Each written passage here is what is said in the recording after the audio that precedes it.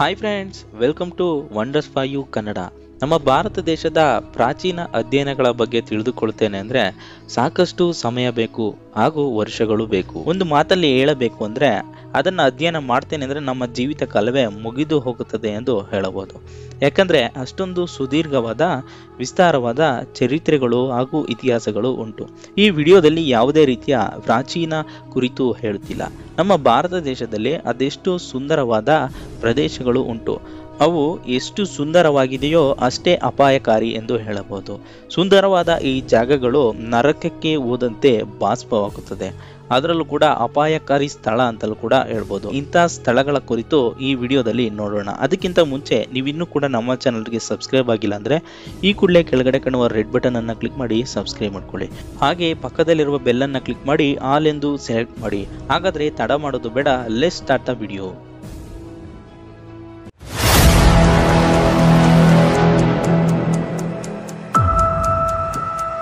ಪ್ರಪಂಚದಲ್ಲಿ ಅತಿ ಚಳಿ ಕೊರೆಯುವ ಪ್ರದೇಶ ಯಾವುದು ಅಂತ ಕೇಳಿದ್ರೆ ಅದು ಅಂಟಾರ್ಕ್ಟಿಕಾ ಅಂತ ಕಣ್ಣು ಮುಚ್ಚಿ ಹೇಳಬಹುದು. ಅದೇ ರೀತಿ ನಮ್ಮ ಭಾರತ ದೇಶದಲ್ಲೂ ಮಂಜು ಬೀಳುವ ಚಳಿ ಕೊರೆಯುವ ಪ್ರದೇಶಗಳು ಉಂಟು. ಅದೇ ಜಮ್ಮು ಕಾಶ್ಮೀರ. ಜಮ್ಮು ಕಾಶ್ಮೀರದ ಕಾರ್ಗಿಲ್ ಜಿಲ್ಲೆಯಲ್ಲಿರುವ ಒಂದು ಚಿಕ್ಕ ನಗರ ಡ್ರಾಸ್. ಈ ಚಿಕ್ಕ ನಗರವನ್ನ ಗೇಟ್ ವೇ ಆಫ್ ಲಡಾಖ್ ಎಂದು ಕೂಡ ಕರೆಯುತ್ತಾರೆ. ಈ ಸಿಟಿ ಎಷ್ಟು ಅದ್ಭುತವಾಗಿದೆ. ಯಾವಾಗಲೂ ಇಲ್ಲಿ ಪ್ರಕೃತಿ ಹಸಿರಾಗಿ ಇರುತ್ತದೆ. ಚಳಿಗಾಲದಲ್ಲಿ ಮಾತ್ರ ಮಂಜುಗಡ್ಡೆಯಾಗುವಷ್ಟು ಚಳಿ ಕೊರೆಯುತ್ತಾ ಇರುತ್ತದೆ. ದೇಶದಲ್ಲಿ ಅತ್ಯಂತ ಚಳಿ ಪ್ರದೇಶ ಇದೆ. ಪ್ರವಾಸಿಗರಿಗೆ ಅತ್ಯಂತ ಇಷ್ಟವಾದ ಪ್ರದೇಶ ಅಂದರೆ ಇದೆ. ಪ್ರಪಂಚದಲ್ಲಿ ತಂಪಾದ ಎರಡನೇ ಪ್ರದೇಶವಾಗಿದೆ. ಧೂಳು ಮಾಲಿನ್ಯವಿಲ್ಲದೆ ಈ ಪ್ರಾಂತ್ಯ ಅತ್ಯಂತ ಸುಂದರವಾಗಿ ಕಾಣುತ್ತದೆ. ಚಳಿಗಾಲದಲ್ಲಿ ಭೂಮಿ ಹಿಮದಿಂದ ಆವೃತವಾಗಿರುತ್ತದೆ. ಹಾಗೆ ಅತ್ಯಂತ ಅಪಾಯಕಾರಿ ಸ್ಥಳವೂ ಇದೆ. ಈ ಮಾತು ಕೇಳಿದರೆ ಎಲ್ಲರಿಗೂ ಕೂಡ ಆಶ್ಚರ್ಯವಾಗುತ್ತದೆ. ಈ ಮಾತನ್ನ ಏಕೆ ಹೇಳಿದೆ ಅಂದರೆ ಇಲ್ಲಿನ ಟೆಂಪರೇಚರ್ -60 ಡಿಗ್ರಿಯಷ್ಟು ಇರುತ್ತದೆ. ಕಾರ್ಗಿಲ್ ಯುದ್ಧ ಸಮಯದಲ್ಲೂ ಕೂಡ ಇಲ್ಲಿ ಸೈನ್ಯ ಕೆಲಸ ಮಾಡಿದೆ. 0 ಡಿಗ್ರಿ ಸೆಲ್ಸಿಯಸ್ನಲ್ಲಿ ಐಸ್ ಗಟ್ಟಿಯಾಗುತ್ತದೆ. ಆದರೆ -60 ಡಿಗ್ರಿ ಅಂದರೆ ನೀವು ಒಂದು ಬಾರಿ ಯೋಚನೆ ಮಾಡಿ ನೋಡಿ ಅಲ್ಲಿ ಹೇಗೆ ಇರಬಹುದು ಅಂತ. ಅಲ್ಲೇನಾದರೂ ಮನುಷ್ಯರು ಹೋದರೆ ಅಲ್ಲಿ ಫ್ರೀಸಿಂಗ್ ಆಗಿ ಸತ್ತು ಹೋಗುತ್ತಾರೆ. ಇಂತಹ ಅಪಾಯಕಾರಿ ಜಾಗದಲ್ಲೂ ಕೂಡ ನಮ್ಮ ಭಾರತದ ಕೆಚ್ಚೆದೆಯ ವೀರರು ಪ್ರಾಣದ ಹಂಗು ತೊರೆದು ಕೆಲಸ ಮಾಡಿದ್ದಾರೆ. ಇವರಿಗೆ ನನ್ನದೊಂದು ಸೆಲ್ಯೂಟ್. ಈಶ್ವರ್ ಕೈಲಾಸ್ ರೋಡ್. ಇದು ಹಲವಾರು ಬಾರಿ ಸೋಷಿಯಲ್ ಮೀಡಿಯಾಗಳಲ್ಲಿ ನೋಡಿರ್ತೇವೆ. ಇಲ್ಲಿ ಹಿಂದೆ ಮುಂದೆ ಬರೀ ಹಳ್ಳ ಗುಂಡಿಗಳು ಇರುತ್ತದೆ. ಒಂದು ರೀತಿಯಲ್ಲಿ ಒನ್ ವೇ ರೋಡ್ ಇದ್ದಂತೆ. ಅದು ಕಲ್ಲು ರೋಡ್. ನಾನು ಮುಂದೆ ಹೋಗುತ್ತೇನೆ ಎಂದು ಇನ್ನೊಂದು ವಾಹನದ ಮುಂದೆ ನುಗ್ಗಲು ಸಾಧ್ಯವಿಲ್ಲ. ಏಕೆಂದರೆ ಅಕಸ್ಮಾತಾಗಿ ಹೋಗುತ್ತೇನೆ ಎಂದರೂ ಕೂಡ ಹಳ್ಳದಲ್ಲಿ ಬೀಳಬೇಕು ಅಷ್ಟೇ. ಯಾಕಂದರೆ ಈ ರೋಡಿನ ಮಧ್ಯಭಾಗದಲ್ಲಿ ಹೋಗುತ್ತೇನೆ ಅಂದರೆ ಯಾವುದೇ ರೀತಿಯ ಆಪತ್ತು ಇರುವುದಿಲ್ಲ. ಆದರೆ ರೋಡ್ನ ಪಕ್ಕದಲ್ಲಿ ಹೋಗುತ್ತೇನೆ ಅಂದರೆ ಸಮಸ್ಯೆ ಜಾಸ್ತಿ. ಈ ರೋಡ್ಗೆ ಈಶ್ವರ್ ಕೈಲಾಸ್ ಎಂದು ಹೆಸರು. ಈ ರೋಡ್ ಎಷ್ಟು ಚಿಕ್ಕದಾಗಿದೆ ಎಂದರೆ ಯಾರಾದರೂ ಹೊಸಬರು ಪ್ರಯಾಣಿಸುತ್ತಿದ್ದರೆ ಸಾವು ಹತ್ತಿರವಾಗುತ್ತಿದೆ ಎನ್ನುವಂತೆ ಭಾಸವಾಗುತ್ತದೆ. ಹಾಗೆ ಈ ರೋಡ್ನಲ್ಲಿ ಅಕಸ್ಮಾತಾಗಿ ಸ್ಪೀಡ್ ಡ್ರೈವ್ ಮಾಡಿಕೊಂಡು ಹೋದರೆ ಆ ದೇವರೇ ಅವರನ್ನು ಕಾಪಾಡಬೇಕು ಅಷ್ಟೇ. ಇದು ಮಾತ್ರವಲ್ಲ, ಈ ಜಾಗಕ್ಕೆ ಪ್ರತಿ ವರ್ಷ ಮೌಂಟ್ ಕ್ಲೈಂಬರ್ಸ್ ಬರ್ತಾ ಇದ್ರು. ಆದರೆ 1990ರ ನಂತರ ಅಲ್ಲಿಗೆ ಮೌಂಟ್ ಕ್ಲೈಂಬರ್ಸ್ ಹೋಗಲು ಅನುಮತಿಯನ್ನು ನಿಷೇಧಿಸಲಾಯಿತು. ಕೈಲಾಶ್ ಮಾನಸ ಸರೋವರ. ಇಲ್ಲಿ ಮಾನಸ ಸರೋವರ ಉಂಟು ಹಾಗೂ ಕೈಲಾಶ್ ಎನ್ನುವ ಪರ್ವತ ಉಂಟು. ಇವೆರಡೂ ಸೇರಿ ಕೈಲಾಶ್ ಮಾನಸ ಸರೋವರ ಎಂದು ಹೆಸರಾಗಿದೆ. ಈ ಕೈಲಾಶ್ ಪರ್ವತ ಹಲವು ವೈಶಿಷ್ಟ್ಯಗಳಿಂದ ಕೂಡಿದೆ. ಧಾರ್ಮಿಕ ಆಧಾರವನ್ನ ನೋಡಿದರೂ ಸೈನ್ಸ್ ಆಧಾರವನ್ನ ನೋಡಿದರೂ ಇದಕ್ಕೆ ಅನೇಕ ಪ್ರಾತಿನಿಧ್ಯ ಉಂಟು. ನೋಡುವುದಕ್ಕೆ ಇಲ್ಲಿ ಅನೇಕ ಆಸಕ್ತಿಕರ ವಿಷಯಗಳು ಉಂಟು. ನೀವು ಟ್ರೆಕ್ಕಿಂಗ್ ಪ್ರಿಯರಾಗಿದ್ದರೆ ನೀವು ಇಲ್ಲಿಗೆ ಬಂದು ಟ್ರೆಕ್ಕಿಂಗ್ ಮಾಡಲು ಆಸಕ್ತಿ ಏನಾದರೂ ಹೊಂದಿದರೆ ಅಪ್ಪಿತಪ್ಪಿಯೂ ಕೂಡ ಇಲ್ಲಿಗೆ ಹೋಗುವುದಕ್ಕೆ ಆಗೋದಿಲ್ಲ. ಏಕೆಂದರೆ ಅಷ್ಟೊಂದು ಅಪಾಯದ ಜಾಗ. ಅಲ್ಲಿಗೆ ಹೋಗುತ್ತೇನೆ ಎಂದರೆ 18,000 ಅಡಿ ಎತ್ತರವಿದೆ. ಯಾಕಂದರೆ ಇದು ಅಷ್ಟೊಂದು ಅಪಾಯದ ಜಾಗ. ಸುತ್ತಲೂ ಕೂಡ ಎತ್ತರದ ಬೆಟ್ಟಗಳು, ಹವಾಮಾನದ ಸಮಸ್ಯೆ. ಈ ದಾರಿಯಲ್ಲಿ ಪ್ರಯಾಣಿಸುತ್ತೇನೆ ಎಂದರೆ ತುಂಬ ತೊಂದರೆ ಆಗುತ್ತದೆ. ಹಾಗೆ ಕಣ್ಣು ಮಂಜಾಗುತ್ತದೆ ಮತ್ತು ತಲೆ ತಿರುಗುತ್ತದೆ. ಮಂದ ನೋಟದಂತೆ ಲಕ್ಷಣಗಳು ಉಂಟಾಗುತ್ತದೆ ಹಾಗೂ ಅನೇಕ ರಹಸ್ಯಗಳು ಕೂಡ ಉಂಟು. ಖಾರ್ದುಂಗ್ಲಾ. ಲಡಾಖ್ಗೆ ಹೋಗಬೇಕೆನ್ನುವುದು ಬಹಳ ಮಂದಿಯ ಆಸೆ. ಜೀವನದಲ್ಲಿ ಒಂದು ಬಾರಿ ಲಡಾಖ್ ರೈಡ್ ಮಾಡಬೇಕೆನ್ನುವ ಆಸೆ ಸಾಕಷ್ಟು ಜನರಿಗೆ ಇರುತ್ತದೆ. ಇಲ್ಲಿ ಪ್ರತಿ ಮೂಲೆಯೂ ಅಂದವಾಗಿ ಕಾಣುತ್ತದೆ. ಇಲ್ಲಿಗೆ ಬರುವ ಪ್ರವಾಸಿಗರು ಬರೀ ಲಡಾಖ್ ನೋಡುವುದಕ್ಕೆ ಬರುವುದಿಲ್ಲ, ಟ್ರಕ್ಕಿಂಗ್ ಸಾಹಸ ಮಾಡುವುದಕ್ಕೂ ಕೂಡ ಬರುತ್ತಾರೆ.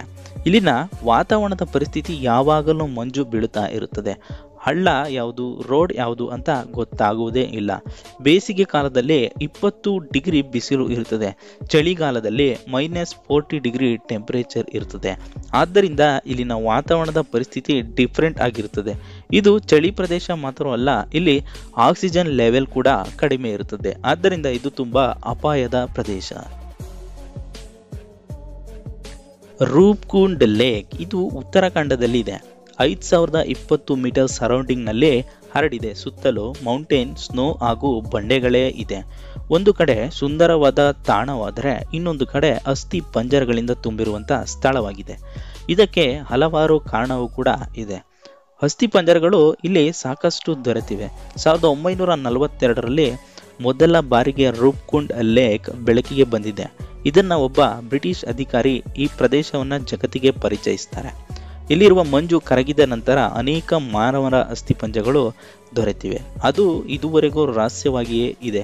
ಆದ್ದರಿಂದ ಇದನ್ನ ಅಸ್ಥಿ ಪಂಜರಗಳ ಕಣಿವೆ ಎಂದು ಕೂಡ ಭಾವಿಸಿದ್ದಾರೆ. ಇದರ ಕುರಿತು ಅನೇಕ ವಿಚಾರಗಳು ಹಾಗೂ ವಿಷಯಗಳು ಕೂಡ ಹೊರಬಂದಿದೆ. ಯಾವುದೋ ಮಹಾಮಾರಿ ರೋಗದಿಂದ ಇಲ್ಲಿದ್ದಂಥ ಜನಗಳು ಸತ್ತು ಹೋಗಿರಬಹುದು ಎಂದು. ಅದು ಅಲ್ಲ, ಇಲ್ಲಿ ಸೈನಿಕರು ಹುತಾತ್ಮರಾಗಿದ್ದಾರೆ, ಅದರಿಂದ ಅವರ ಅಸ್ಥಿಪಂಜರಗಳು ಇಲ್ಲಿ ದೊರೆತಿವೆ ಎಂದು. ಇನ್ನು ಕೆಲವರು ಇಲ್ಲಿ ಮಂಜು ಬಿದ್ದು ಸತ್ತು ಹೋಗಿರಬಹುದು ಎಂದು ಭಾವಿಸಿದ್ದಾರೆ. ಪನ್ನಾಲ್ಘಾಟ್ ಫೋರ್ಟ್ ಕೊಲ್ಲಾಪುರದ ವಾಯುವ್ಯಕ್ಕೆ 20 ಕಿಲೋಮೀಟರ್ ದೂರದಲ್ಲಿರುವ ಪನ್ನಾಲದ ಸ್ಥಳದಲ್ಲಿ ಈ ಕೋಟೆ ಇದೆ. ಇದು ಮಹಾರಾಷ್ಟ್ರಕ್ಕೆ ಸೇರಿದ ಕೋಟೆಯಾಗಿದೆ. ಈ ಕೋಟೆ 2772 ಅಡಿ ಎತ್ತರವಿದೆ. ಇದನ್ನ ಇಬ್ಬರು ನಿರ್ಮಿಸಿದ್ದಾರೆ, ಬೋಜಾ ಮತ್ತು ಇಬ್ರಾಹಿಂ ಆದಿಲ್ ಶಾ. ಬೋಜಾ 1178ರಿಂದ 1204ರವರೆಗೂ ಇದನ್ನ ಕನ್ಸ್ಟ್ರಕ್ಷನ್ ಮಾಡಿದ್ದಾರೆ.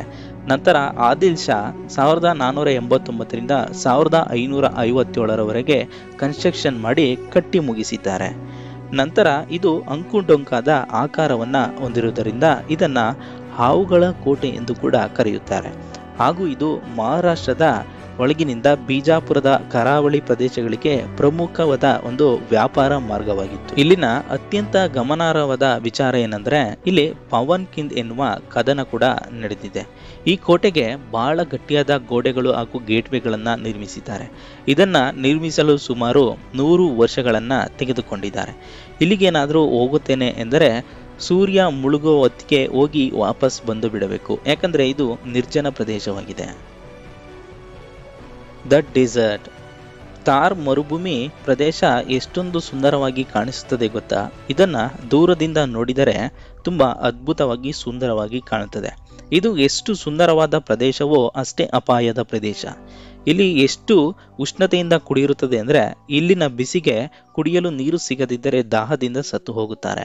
ಇಲ್ಲಿ ಏನಾದರೂ ಹೋದರೆ ಸಾಕಷ್ಟು ಆಹಾರ ಮತ್ತು ನೀರನ್ನು ತೆಗೆದುಕೊಂಡು ಹೋಗಬೇಕು. ಈ ಪ್ರದೇಶ ಉಷ್ಣತೆಯಿಂದ ಹೆಚ್ಚಾಗಿ ಕೂಡಿರುವುದರಿಂದ ಈ ಪ್ರದೇಶದಲ್ಲಿ ಅತಿ ಹೆಚ್ಚು ಬ್ಲ್ಯಾಕ್ ಕೋಬ್ರಾಗಳು ಕಂಡುಬರುತ್ತವೆ. ಈ ಥಾರ್ ಮರುಭೂಮಿ ಭಾರತದ ಉತ್ತರದಲ್ಲಿದೆ ಹಾಗೂ ಪಾಕಿಸ್ತಾನಕ್ಕೂ ಕೂಡ ಹರಿದು ಹಂಚಿದೆ. ಈ ಪ್ರದೇಶವು ಹೆಚ್ಚಾಗಿ ರಾಜಸ್ಥಾನದಲ್ಲಿ ಹರಡಿದೆ. ಸ್ವಲ್ಪ ಭಾಗ ಗುಜರಾತ್, ಹರಿಯಾಣ, ಪಂಜಾಬ್ನಲ್ಲಿ ವಿಸ್ತರಿಸಿದೆ. ಪಾಕಿಸ್ತಾನದಲ್ಲಿ ಸಿಂಧೂ ಪ್ರದೇಶದವರೆಗೂ ಕೂಡ ಇದು ಹರಡಿದೆ. ಹಾಗೆ ಈ ಪ್ರದೇಶವು ಮರಣ ಪ್ರಮಾಣವನ್ನು ಬರೆಯುವ ವಿಶೇಷ ಸ್ಥಳ ಎಂದು ಕೂಡ ಕರೆಯುತ್ತಾರೆ. ದಾಹದ ಕಾರಣದಿಂದ ಜೀವಿಗಳಾಗಿರಬಹುದು, ಮನುಷ್ಯರಾಗಿರಬಹುದು ಸತ್ತು ಹೋಗುತ್ತಾರೆ. ಹಾಗೆ ಭಯಂಕರವಾದ ನೀರಿನ ಕೊರತೆಯಿಂದ ಒಳ್ಳೆಯವರು ಕೂಡ ಈ ಜಾಗದಲ್ಲಿ ಸತ್ತು ಹೋಗಿದ್ದಾರೆ. ಅಪಾಯದ ಸ್ಥಳಗಳ ಲಿಸ್ಟ್ನಲ್ಲಿ ಇದು ಕೂಡ ಸೇರಿ ಹೋಗಿದೆ. ಪಂಬನ್ ಬ್ರಿಡ್ಜ್ ಇದು ತಮಿಳುನಾಡಿನ ರಾಮೇಶ್ವರದಲ್ಲಿ ಇರುವ ರೈಲು ಮಾರ್ಗಕ್ಕೆಂದೇ ನಿರ್ಮಿಸಿದ ಬ್ರಿಡ್ಜ್ ಆಗಿದೆ. ಇದನ್ನ 1914 ಫೆಬ್ರವರಿ 14ರಂದು ಕನ್ಸ್ಟ್ರಕ್ಷನ್ ಮಾಡ್ತಾರೆ.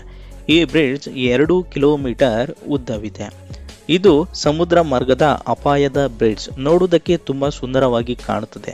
ಶಾರುಖ್ ಖಾನ್ ನಟಿಸಿದ್ದ ಚೆನ್ನೈ ಎಕ್ಸ್ಪ್ರೆಸ್ ಕೂಡ ಈ ಬ್ರಿಡ್ಜ್ ನ ಮೇಲೆ ಶೂಟಿಂಗ್ ಮಾಡಿದ್ದಾರೆ. ಇಲ್ಲಿ ಸೈಕ್ಲೋನ್ ಸಮಯದಲ್ಲಿ ನೀರಿನ ಮಟ್ಟ ಜಾಸ್ತಿ ಆಗಿ ಬ್ರಿಡ್ಜ್ ಕ್ರ್ಯಾಕ್ ಆಗಿತ್ತು. ಇದನ್ನ ಡಿಸೆಂಬರ್ 5, 2018ರಲ್ಲಿ ಈ ಬ್ರಿಡ್ಜ್ ಅನ್ನ ಕ್ಲೋಸ್ ಮಾಡ್ತಾರೆ.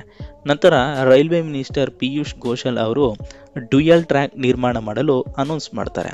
ಇಲ್ಲಿನ ವಿಶೇಷ ಏನಂದ್ರೆ, ಒಂದು ಕಡೆ ಅದೇ ಟ್ರ್ಯಾಕ್ ಮೇಲೆ ರೈಲು ಹೋದರೆ ಇನ್ನೊಂದು ಕಡೆ ಸಮುದ್ರ ಮಾರ್ಗದಿಂದ ಹಡಗುಗಳು ಹೋಗುತ್ತವೆ. ಈ ರೈಲಿನ ವಿಂಡೋ ಸೀಟ್ ನಲ್ಲಿ ಪ್ರಯಾಣಿಸುವ ಹಲವಾರು ಜನ ಈ ವಿಂಡೋ ಸೀಟ್ ನಲ್ಲಿ ಕುಳಿತುಕೊಳ್ಳಲು ಇಷ್ಟಪಡ್ತಾರೆ. ಯಾಕಂದ್ರೆ ಪ್ರಯಾಣಿಸುವಾಗ ಸಮುದ್ರ ಮಾರ್ಗದಲ್ಲಿ ಇರುವ ಈ ಸುಂದರವಾದ ವಾತಾವರಣ ನೋಡುವುದಕ್ಕೆ. ಇದು ನೋಡುವುದಕ್ಕೆ ಎಷ್ಟು ಸುಂದರವಾಗಿ ಕಾಣುತ್ತದೆಯೋ ಅಷ್ಟೇ ಆಪತ್ತು ಕೂಡ ಇದೆ. ಗುರೇಜ್ ವ್ಯಾಲಿ ಜಮ್ಮು ಕಾಶ್ಮೀರ ಭೂಮಿಯಲ್ಲಿ ಇರುವಂತಹ ಒಂದು ಸ್ವರ್ಗ ಅಂತ ಹೇಳ್ತಾರೆ. ಈ ಕಡೆ ಸುತ್ತಲೂ ಮಂಜು ಬೀಳುವುದರಿಂದ ಈ ಪ್ರದೇಶವು ಬಹಳ ಅಪರೂಪವಾಗಿ ಕಾಣುತ್ತದೆ. ಯಾರಾದರೂ ಕಾಶ್ಮೀರಕ್ಕೆ ಹೋದರೆ ಈ ಜಾಗಕ್ಕೆ ತಿರುಗಿ ಹೋಗಬೇಕೆನಿಸುತ್ತದೆ. ಸಮುದ್ರ ಮಟ್ಟದಿಂದ ಸುಮಾರು 2580 ಮೀಟರ್ ಅಡಿ ಎತ್ತರವಿರುವ ಈ ಗುರೇಜ್ ವ್ಯಾಲಿ ಶ್ರೀನಗರದಿಂದ 123 ಕಿಲೋಮೀಟರ್ ದೂರದಲ್ಲಿದೆ. ಈ ದಾರಿ ಎಷ್ಟು ಸುಂದರವಾಗಿ ಕಾಣುತ್ತದೆಯೋ ಅಷ್ಟೇ ಅಪಾಯವೂ ಕೂಡ. ಲ್ಯಾಂಡ್ ಮೈನ್ ಸಮಸ್ಯೆ ನಿತ್ಯವಾಗಿ ಇಲ್ಲಿ ಕಂಡುಬರುತ್ತದೆ. ಹಾಗೆ ಮಂಜು ಬೀಳುತ್ತಾ ಇರುತ್ತದೆ. ಇಲ್ಲಿ ವಾರದ 3 ದಿನ ಬಹುತೇಕ 60ರಿಂದ 70 ಬಾರಿ ಮಂಜಿನ ಮಳೆ ಬೀಳುತ್ತಾ ಇರುತ್ತದೆ. ಇಲ್ಲಿ ನೋಡುವುದಕ್ಕೆ ತುಂಬಾ ಸುಂದರವಾದ ಪ್ರದೇಶವಾದರೂ ಸುರಕ್ಷಿತವಾದ ಪ್ರದೇಶವಲ್ಲ. ಬಸ್ತಾರ್ ಛತ್ತೀಸ್ಗಢದ ಅತಿ ಚಿಕ್ಕ ಜಿಲ್ಲೆ ಬಸ್ತಾರ್. ದಟ್ಟವಾದ ಕಾಡು ಹಾಗೂ ಅನೇಕ ನೀರಿನ ತೊರೆಗಳು ಪ್ರತಿ ಹೆಜ್ಜೆಗೂ ಸಿಕ್ಕುತ್ತವೆ. ಹಾಗೆ ಇಲ್ಲಿ ಹಳ್ಳಿಯ ಜೀವನ ತುಂಬಾ ಅದ್ಭುತವಾಗಿರುತ್ತದೆ. ಅದೇ ರೀತಿ ನಿಷೇಧಿತ ನಕ್ಸಲೈಟ್ ಪ್ರಭಾವ ಕೂಡ ಇಲ್ಲಿ ಅಧಿಕವಾಗಿರುತ್ತದೆ. ಆದ್ದರಿಂದ ಈ ಪ್ರದೇಶಕ್ಕೆ ಸಾಧಾರಣ ಜನರು ಹೋಗಲು ಅನುಕೂಲಕರವಾದ ಪ್ರದೇಶವಲ್ಲವೆಂದು ಹೇಳುತ್ತಾರೆ. ಓಕೆ ಗಾಯ್ಸ್, ವಿಡಿಯೋ ಇಷ್ಟ ಆದರೆ ವಿಡಿಯೋಗೊಂದು ಲೈಕ್ ಮಾಡಿ, ಶೇರ್ ಮಾಡಿ.